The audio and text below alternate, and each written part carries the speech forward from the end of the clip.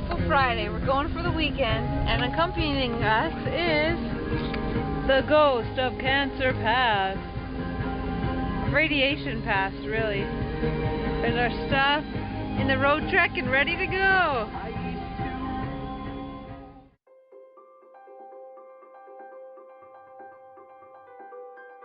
During the 8 months of my cancer treatments, I lost a lot of things, but one of the things I missed the most was skiing. So as I neared the end of my treatment plan, my wife Bonnie and I started organizing a ski trip. I knew that I would have to take it slow, but it was a symbolic thing. Cancer was not going to run my life anymore. The day after I finished my radiation treatments, we borrowed my parents' camper van and we were off to the mountains. We woke the next morning to a bluebird day, quickly ate breakfast, and were hiking just as the sun crested the mountains. I was slower than I had even imagined.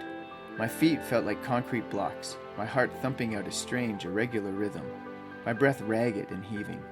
But at least I was moving. My first turns in over a year felt awesome. Flying over the soft, silky smooth snow, gravity taking hold, pulling me forward effortlessly.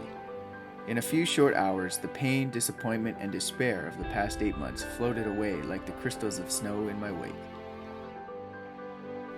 We arrived back at the camper van at dusk, exhausted and exhilarated, collapsing into bed and dreaming of the adventure that tomorrow would bring.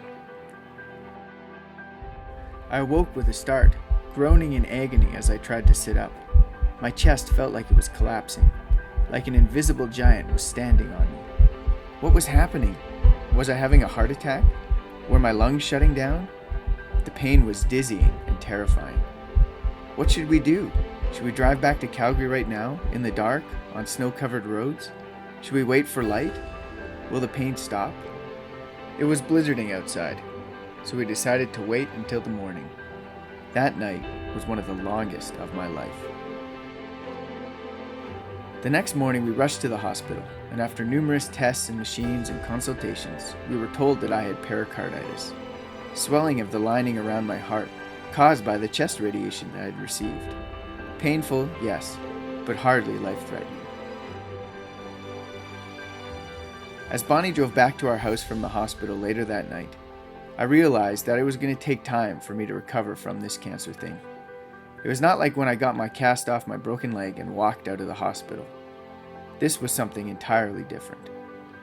That weekend helped me realize that regaining the vitality and confidence that cancer had taken from me would not happen overnight, and learning that early on in my recovery has made all the difference.